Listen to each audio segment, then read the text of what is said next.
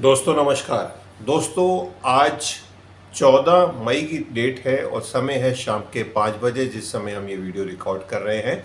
हम आज बात करने वाले हैं शनिदेव के नक्षत्र परिवर्तन के बारे में। आपने थंबनेल से समझ ही लिया होगा, शनिदेव 17 तारीख को संडे के दिन अपने नक्षत्र से निकलकर वो मरकरी के नक्षत्र में रेवती नक्षत्र में जा रहे हैं, जो ज़ोडिएक साइन का लास्ट नक्षत्र है। और उनका इस नक्षत्र में जाना एक बड़ी अपसाइड की बात करता है हमारी इंडियन इक्विटी मार्केट के लिए और कमोडिटी मार्केट के लिए भी, क्योंकि शनिदेव पॉलिसी ड्रिवन प्लैनेट है और वो कुछ ऐसे स्ट्रक्चरल चेंजेस करवाएंगे या करेंगे जिससे हम आने वाले समय में सालों तक याद रखेंगे। वो हमने पिछली बार भी जब उनका ट्रांजिट हुआ था उस समय के ट्रांजिट में हमने देखा है और समझा है। अभी के लिए जो ये समय है, ये समय रहने वाला है 17 मई 2026 से लेकर 9 अक्टूबर 2026 तक। हमने 2 दिन पहले ही एक एपिसोड डाला था जिसमें जुपिटर के बारे में हमने बात की थी कि वो एग्जॉल्टेड साइन में कर्क राशि में जा रहे हैं और उनके जाने से हम सारी एसेट क्लास में बहुत बड़ी अपसाइड देखने वाले हैं। बिल्कुल वो तारीख इस प्लेनेट की जो नक्षत्र परिवर्तन है उससे भी कोरिलेट होती है। अब शनिदेव 17 मई से लेकर 9 अक्टूबर तक 9 अक्टूबर तक यहीं पे रहने वाले हैं रेवती नक्षत्र में, और जिसके जो गवर्निंग प्लेनेट हैं वो मरकरी है, मींस शॉर्ट टर्म ट्रेड के कारक है। तो हम ट्रेड एंड कॉमर्स के अंदर एक बहुत एक्शन पैक टाइम देखने वाले हैं इस पीरियड में। ये अगले जो 5 महीने होंगे। देवगुरु बृहस्पति 2 जून से ट्रांजिट होने वाले हैं और उनका भी ट्रांजिट जो रहेगा वो 31 अक्टूबर तक रहेगा। मीन्स अक्टूबर में दोनों प्लेनेट वापस से अपने अपने नक्षत्र से बदलेंगे और देवगुरु बृहस्पति तो खैर नक्षत्र बीच में भी बदलेंगे, बट उनका जो राशि परिवर्तन होगा अगली राशि में जाने का वो 31 अक्टूबर को होने वाला है। राहु शतभिषा नक्षत्र में ऑलरेडी हैं और वो अपने ही नक्षत्र में है। उनकी वजह से शतभिषा नक्षत्र में आने की वजह से हमने गोल्ड सिल्वर में एक बहुत बड़ी तेज़ी बनते हुए देखी थी, जो उनका समय था 23 नवंबर से, और वो समय चल रहा है 2 अगस्त तक वो शतभिषा नक्षत्र में ही रहने वाले हैं। और उनका जो अगला ट्रांजिट होगा वो धनिष्ठा नक्षत्र में होगा 2 अगस्त को। उसके एकदम परिणाम उल्टे होंगे, वो हम वक्त आने पर आपको बिल्कुल अवगत कराएंगे।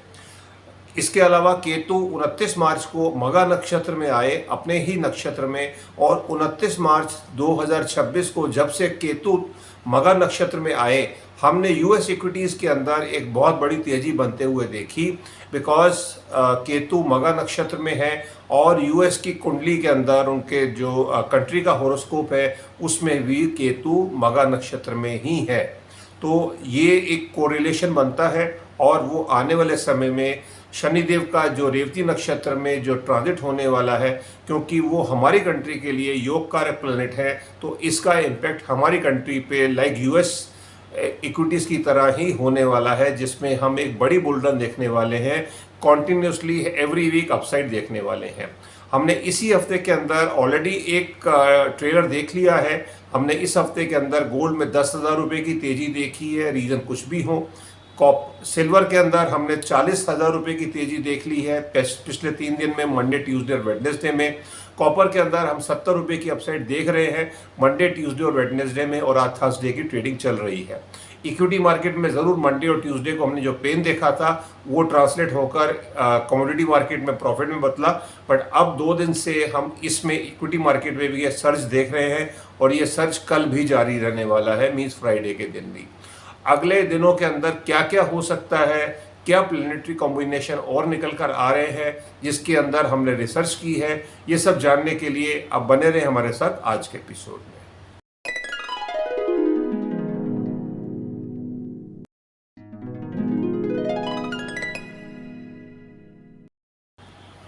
दोस्तों आज का वीडियो शुरू करने से पहले एज यूजुअल डिस्क्लेमर क्लॉज है वो बताना ज़रूरी है that I am not a registered SEBI financial adviser, I am an astrologer, और मेरी जो भी गणना है, जो भी कैलकुलेशंस है वो सब एस्ट्रोलॉजी बेस्ड है और इनको आप फाइनल ट्रेड ना समझें। हमने जो भी टारगेट आपको पास में भी दिए हैं या आज भी देने वाले हैं, इनको आप एज ए इंडिकेटिव टारगेट मान सकते हैं और इनको फाइनल ट्रेड ना समझें, क्योंकि ट्रेड लेने में आपको प्रॉफिट भी होगा, लॉस भी होगा। दोनों सूरत में प्रॉफिट भी आप ही का रहेगा, लॉस भी आप ही का रहेगा। उसका मेरा या मेरे चैनल से कुछ भी लेना देना नहीं है। चलिए हम वीडियो में आगे बढ़ते हैं। और अगर आप हमारे चैनल पर नए आए हैं, फर्स्ट टाइमर हैं, पहली बार देख रहे हैं, तो आपके लिए ये नंबर काम का नंबर है। ये नंबर उन लोगों के लिए है जो फाइनेंशियल एस्ट्रोलॉजी में इंटरेस्ट रखते हैं। वो अपने होरोस्कोप में देखना चाहते हैं, जानना चाहते हैं कि उनको होरोस्कोप में कौन सी एसेट क्लास में ज़्यादा प्रॉफिट हो सकता है और वो किस तरह से ट्रेड करें। अगर उनको कॉन्टीन्यूसली लॉसेस हो रहे हैं तो उसके क्या फैक्टर्स हैं, क्या रीजंस हैं और उसकी क्या रेमेडी हो सकती है।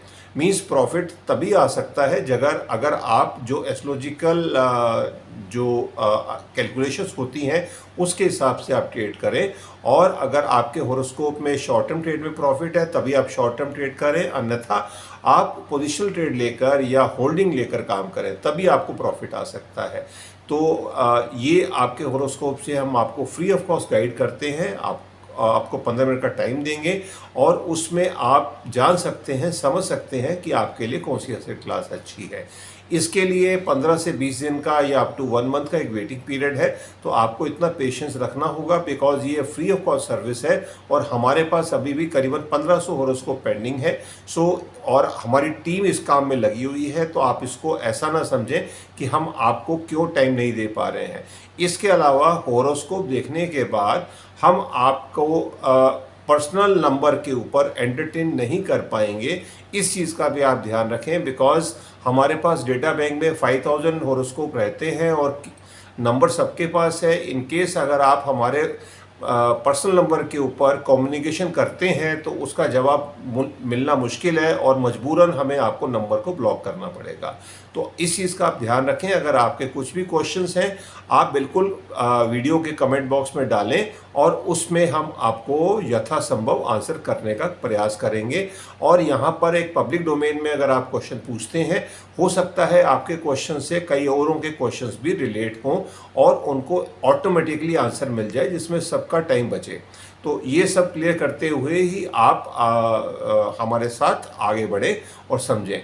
चलिए आज के एपिसोड में हम शुरुआत कर रहे हैं शनिदेव का, जो ये ट्रांजिट होने वाला है रेवती नक्षत्र में। ये एक पॉलिसी ड्रिवन स्ट्रक्चर है, चेंज होने वाला है। हम छोटे प्लेनेट के साथ तो हम ये देखते हैं कि इमीडिएटली क्या स्पाइक आई और क्या चेंजेस हुए, वेयरएज शनिदेव जो एक स्टेबिलिटी को दर्शाते हैं और वो एक पॉलिसी के साथ काम करते हैं। शनिदेव पिछली बार जब रेवती नक्षत्र में आए थे तो वो साल था, वो समय था अप्रैल 97 से लेकर अप्रैल 1998 का। मीन्स पूरा एक साल था। शनिदेव वहीं पर रेट्रो भी हुए थे रेवती नक्षत्र में ही और वहीं पर डायरेक्ट भी हुए थे। तो पूरे एक साल के अंदर उनका ये ट्रांजिट रहा था मीन राशि में, अप्रैल 1997 टू अप्रैल 1998। इस पूरे एक साल के अंदर हमने करीबन 25% की अपसाइड देखी थी, सेंसेक्स में भी और निफ्टी के अंदर भी। उस समय पर निफ्टी का जो फिगर था वो उसके अंदर हमने 148 पॉइंट्स की अपसाइड देखी थी और 900 की फिगर से लेकर 1116 पॉइंट की एक अपसाइड के साथ इस पीरियड में क्लोज हुआ था। इस पीरियड के अंदर 28 फरवरी 1997 को उस समय के फाइनेंस मिनिस्टर पी चिदम्बरम थे, जिन्होंने एक ड्रीम बजट पेश किया था पार्लियामेंट में और उस बजट की वजह से ही एक ज़बरदस्त तेज़ी आई थी मार्केट के अंदर। मींस मार्च में और अप्रैल के अंदर काफ़ी तेज़ से इक्विटी मार्केट बढ़ी थी। जो इनिशियल जो सेंसेक्स था वो 3 साल के हाई पे चला गया था। मींस जो सेंसेक्स किसी टाइम के ऊपर जो इनिशियल सेंसेक्स था 3360 की फिगर थी, 3360। उस टाइम सेंसेक्स को मेन इंडाइसिस होता था, वैसे निफ्टी आ चुका था but Sensex was the main indices. 3360 was the Sensex in April 1997 and जो 3 साल का हाई था उसको क्रॉस किया था 5 अगस्त 1997 को एंड द फिगर वाज 4548। इस फिगर के साथ सेंसेक्स ने क्लोज किया था।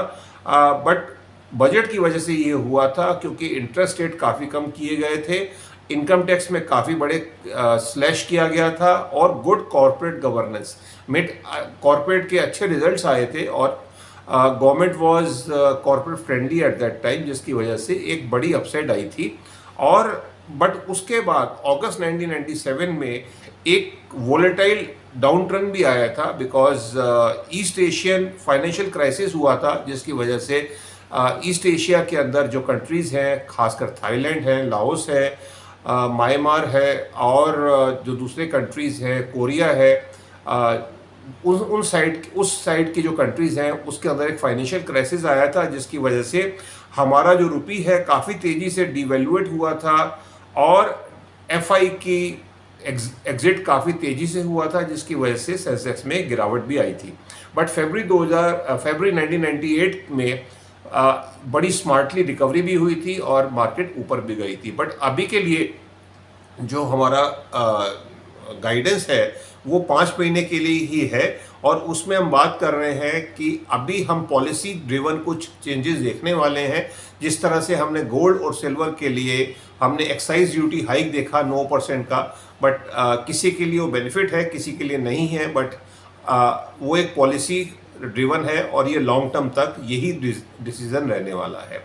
इसी तरह के अंदर हम एफआई के लिए कॉर्पोरेट बॉन्ड्स में कुछ टैक्स रिडक्शन की न्यूज़ सुन रहे हैं, जो हमें लगता है बिल्कुल होने वाली है। और गवर्नमेंट के लिए अगले 7 महीने कोई इलेक्शंस नहीं है, कोई पॉलिसी इस तरह से नहीं आने वाली है जिसकी वजह से कंट्री को नुकसान हो।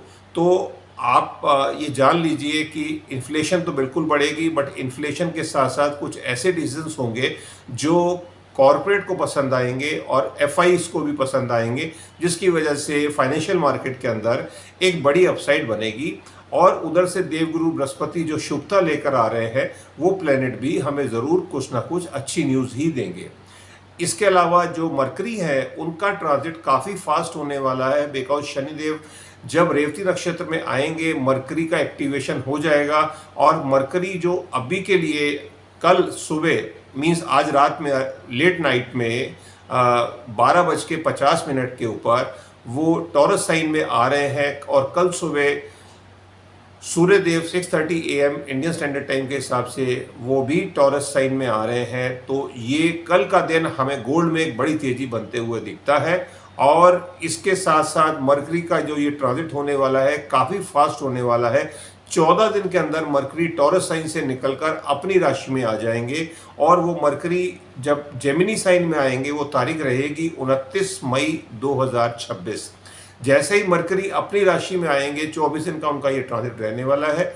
जून का महीना बहुत ज़बरदस्त अपसाइड देने वाला होगा। वो मरकरी का ट्रांजिट भी बता रहा है, अगर कोई प्लेनेट अपने घर में आता है वो बिल्कुल एक बहुत बड़ी अपसाइड देता है। मंगल ऑलरेडी आ चुके हैं अपने ही घर में और उनकी वजह से ही हम कॉपर में और डिफेंस में एक ज़बरदस्त तेज़ी देख रहे हैं। तो जब मरकरी अपने घर में आएंगे, जेमिनी साइन के अंदर आएंगे, जून का पूरा महीना वो वहीं रहने वाले हैं, मीन्स 22 तारीख तक।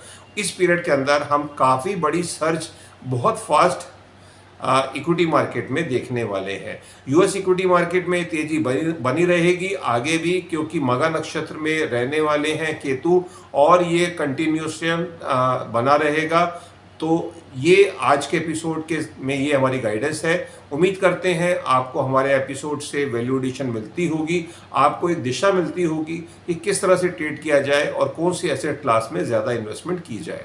चलिए, बट हम किसी भी तरह से आपको बाई सेल एडवाइस नहीं दे रहे हैं कि आप एक्स स्क्रिप्ट में इन्वेस्ट करें। ये आपका अपना एक डिसीजन है और आपको कोई भी फाइनेंशियल डिसीजन लेना हो तो आप अपने रजिस्टर्ड फाइनेंशियल एडवाइज़र की राय ज़रूर ले लें।